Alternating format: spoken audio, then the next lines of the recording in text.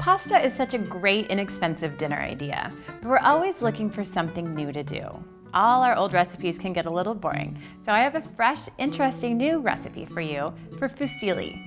Fusilli is that corkscrew pasta, and I like it because when you have a sauce, it really clings in all the nooks and crannies. What's special about this recipe is we use the asparagus and puree it to make the sauce. So it's a smooth, creamy green sauce, but with very few ingredients, very little time, and it's really delicious. So start a big pot of boiling salted water, and in the meantime, we're gonna prep our asparagus. Now, an easy way to trim asparagus is to hold up a stalk and simply break it.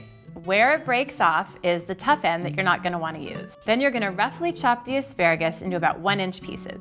After we chop the asparagus, we're going to add it to that big pot of boiling water. We're going to cook it for about 5 to 6 minutes until it gets really soft.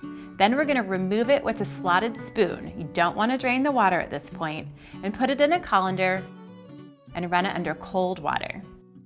We're going to put the cooked asparagus and 1/2 cup of the water that we actually boiled the asparagus in and put it in a blender. And to that, we're going to add the zest of 1 lemon, some olive oil, and some salt and pepper.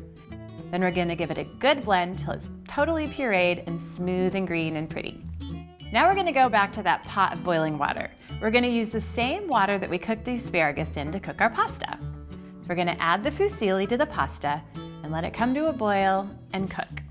So before you drain your pasta, this is a really important step, take a liquid measuring cup and scoop out about 1 cup of the pasta cooking water. We're going to use this pasta water to mix with the asparagus sauce in the pasta. It has a lot of starch in the water, and when you mix it together, it's really going to make the sauce cling to that pasta. Now what you're going to do is you're actually going to remove the pasta a couple minutes before the cooking time indicated on the package says. It's going to be just a little bit underdone. The reason we do that is we're going to finish cooking it with the sauce, so the sauce really gets infused into the pasta. Once your pasta is drained, we're going to put it back in that pot again. We're going to pour in the asparagus sauce and about 1/2 cup of that reserved cooking water. Turn the heat on to high and start stirring.